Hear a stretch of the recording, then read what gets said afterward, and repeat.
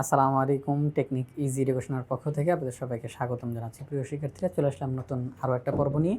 আজকের পর্বে আমরা যে প্রশ্নটা সমাধান করব, এখানে বলা হলো তোমার গণিত বইয়ের দৈর্ঘ্য, প্রস্থ ও উচ্চতা মেপে এর আয়তন, সমগ্রতলের ক্ষেত্রফল এবং কর্ণের দৈর্ঘ্য নির্ণয় করো। প্রিয় শিক্ষার্থীরা, আপনার কাছে এই মুহূর্তে যেই গণিত বইটা রয়েছে, আপনাদের যে পাঠ্য বই গণিত, সেই বইটির দৈর্ঘ্য, প্রস্থ, উচ্চতা মাপার জন্য বলা হচ্ছে যে তুমি এটা মাপো, ফিতা দিয়ে হোক, স্কেল দিয়ে হোক, এটার দৈর্ঘ্যগুলো মেপে ফেলো।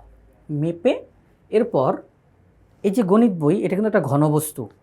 কারণ আমরা জানি যে বস্তুর দৈর্ঘ্য, প্রস্থ, উচ্চতা, এই তিনটা জিনিস যার থাকে তাকে বলা হবে ঘনবস্তু। দৈর্ঘ্য, প্রস্থ, উচ্চতা বিশিষ্ট বস্তুকে আমরা কি বলবো? ঘনবস্তু। তো গণিত বই এটি একটি ঘনবস্তু, কারণ এটার দৈর্ঘ্য রয়েছে, প্রস্থ রয়েছে, উচ্চতা রয়েছে। তো এই ঘনবস্তুর আয়তন তারা জানতে চায়, ঘনবস্তুর সমগ্রতলের ক্ষেত্রফল তারা জানতে চায়, ঘনবস্তুর কর্ণের দৈর্ঘ্য তারা জানতে চায়। এই তিনটা জিনিস আমাদেরকে নির্ণয় করতে বলেছে। তো আপনাদের যে গণিত বই, আপনারা অবশ্যই এটা আপনাদের গণিত বইয়ের দৈর্ঘ্য, প্রস্থ, উচ্চতা মেপে অঙ্কটা করে ফেলবেন। আপাতত আমি অঙ্কটা বোঝানোর স্বার্থে অঙ্কটা বোঝানোর স্বার্থে আমি একটু দেখাই যে এই যে আমাদের যে ইজি ম্যাথ বই, তো আপনারা ভাবতে পারেন যে স্যার আপনি অঙ্ক করাইতে এসে বই দেখাচ্ছেন।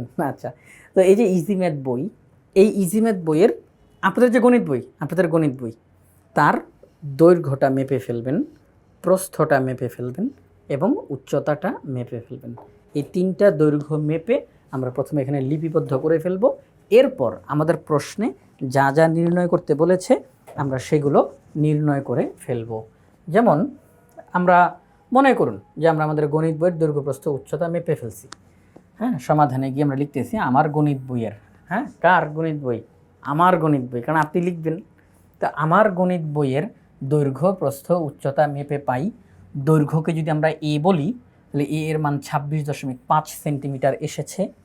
প্রস্থকে যদি আমরা বি বলি, তার দৈর্ঘ্য 19 সেন্টিমিটার এসেছে। উচ্চতাকে যদি আমরা সি বলি, তার মান 1.5 সেন্টিমিটার এসেছে। ব্যাস, দৈর্ঘ্য, প্রস্থ, উচ্চতা মাপা হয়ে গেল, আমরা লিখে ফেললাম। এইবার আমাদেরকে তারা যা যা নির্ণয় করতে বলেছিল, আমরা যেহেতু জানি গণিত বইটা একটা ঘনবস্তু, তো এই ঘনবস্তুর, এবং সেটা আয়তাকার, কারণ দেখেন দৈর্ঘ্য, প্রস্থ, উচ্চতা তিনি ভিন্ন ভিন্ন।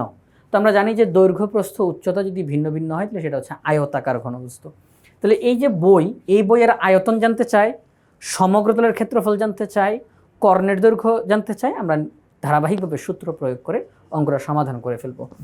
তো আয়তাকার ঘনবস্তুর আয়তন নির্ণয়ের সূত্র কি?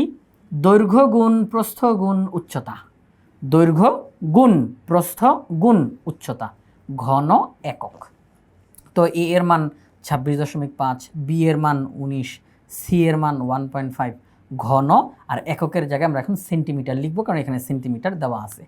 এবার আমরা যদি তিনটা মান গুণ করি, 755.25 ঘন সেন্টিমিটার আসে। তার মানে আমার গণিত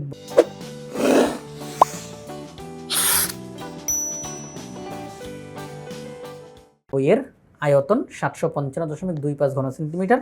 এবং বলে রাখা ভালো, এটাই যে নির্দিষ্ট মান তা কিন্তু না। আপনার কাছে যেই গণিত বই আছে আপনি সেটা মেপে মেপে করবেন।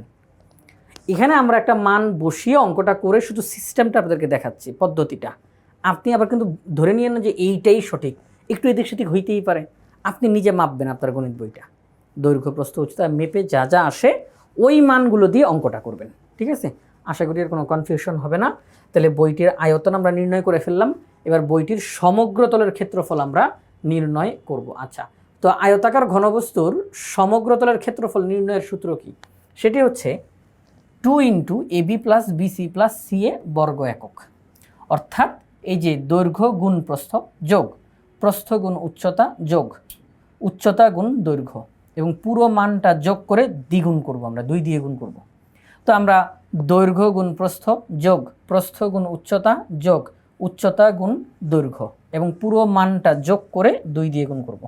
আমরা ক্যালকুলেটর ব্যবহার করে রেজাল্টটা বের করলাম, 1143.5 বর্গ সেন্টিমিটার। 1143.5 বর্গ সেন্টিমিটার আমাদের বইটির সমগ্রতলের ক্ষেত্রফল। এবার বলছে বইটির কর্ণের দৈর্ঘ্য। আচ্ছা, সমগ্রতল বলতে আসলে কি বুঝালো, এটা একটু জানি। তো সমগ্রতল বলতে আমরা জানি যে একটি ঘনবস্তুর 6টা তল আছে। কয়টা তল আছে? 6টা তল। আমি যদি একটু দেখাই আপনাদেরকে, আমাদের একটা বইয়ের মধ্যে কয়টা তল থাকে? 6টা তল। শুধু এটা বই না, ঘনবস্তুর ক্ষেত্রে এই হচ্ছে একটা তল, ঠিক তার বিপরীতে একটা, তাহলে 2টা তল। এই হচ্ছে একটা তল, এই যে যেটা, এবং ঠিক তার বিপরীতে একটা, তাহলে কয়টা? আরও 2টা, 4টা হয়ে গেছে। এবার হচ্ছে গিয়ে এই একটা এবং এই যে এইদিকে একটা, তাহলে মোট 6টা তল। 1 2 3 4 5 6। এই যে 6টা তল, এই 6টা তলের ক্ষেত্রফল একত্রে জানতে চায়। তো আমরা কি করব? এই তলটার ক্ষেত্রফল বের করবো, যে এই তলটা, আমরা এই তলের ক্ষেত্রফল বের করব। তো একই তল তো আবার নিচেও আছে, তাহলে এই তলের ক্ষেত্রফল বের করে 2 দিয়ে গুণ করলে এই 2টা তলের ক্ষেত্রফল বের হয়ে যাবে। আমরা এই তলের ক্ষেত্রফল বের করব, তাকে 2 দিয়ে গুণ দিলে তো এইটা এবং এইটা 2টা তলের ক্ষেত্রফল চলে আসবে। আমরা এই তলের ক্ষেত্রফল বের করব, তাকে 2 দিয়ে গুণ দিলে তো এইটা এবং এইটার ক্ষেত্রফল চলে আসবে। এই কারণেই এই যে 2 সামনে লেখা হয়েছে। কারণ খেয়াল করে দেখেন, 2ab, আমি যদি দেখাই আপনাদেরকে, এই যে 2ab, তার মানে কি? এই এবিটা 2 বার, এবিটা 2 বার, 2bc, তাহলে এই বিসিটা 2 বার, 2ca, এই সিএটা 2 বার, অর্থাৎ এই 2 সবার সাথে আছে, 2ab 2bc 2ca, আমরা সেখান থেকে 2 কমন নিয়েছি, 2 কমন নিয়েছি, সবাইকে যোগ করে দিলে সমগ্র তলের ক্ষেত্রফলটা আমাদের সামনে চলে আসবে 1143.5 বর্গ সেন্টিমিটার। এবার আমাদের এই বইটির কর্ণের দৈর্ঘ্য আমাদের কাছে তারা জানতে চেয়েছে। তো আমরা বইটির কর্ণের দৈর্ঘ্য যে বের করব, আয়তাকার ঘনবস্তুর কর্ণের দৈর্ঘ্য নির্ণয়ের সূত্র কি? √a² + b² + c², √ দৈর্ঘ্য স্কোয়ার প্লাস প্রস্থ স্কোয়ার প্লাস উচ্চতা স্কোয়ার, পাশে একক বসাবো। ওকে, তাহলে আমরা দৈর্ঘ্য প্রস্থ উচ্চতা বসিয়ে স্কোয়ার করে সবাই যোগ করব, এরপরে বর্গমূল করে দিব। বর্গমূল করলে ফলাফল কত পাই আমরা? ফলাফল আমরা পাই 32.642 সেন্টিমিটার। তো প্রিয় শিক্ষার্থীরা, আমাদেরকে যে বলল তোমার গণিত বইয়ের আয়তন, সমগ্রতলের ক্ষেত্রফল এবং কর্ণের দৈর্ঘ্য বের করো, আমরা মানগুলো বের করেছি, আমি একটু লিখে দিই। অতএব বইটির আয়তন 755.25 ঘন সেন্টিমিটার, সমগ্রতলের ক্ষেত্রফল 1143.5 বর্গ সেন্টিমিটার এবং কর্ণের দৈর্ঘ্য 32.642 সেন্টিমিটার। তো প্রিয় শিক্ষার্থীরা, আজকের পর্বে আমরা এই প্রশ্নটা সমাধান করলাম।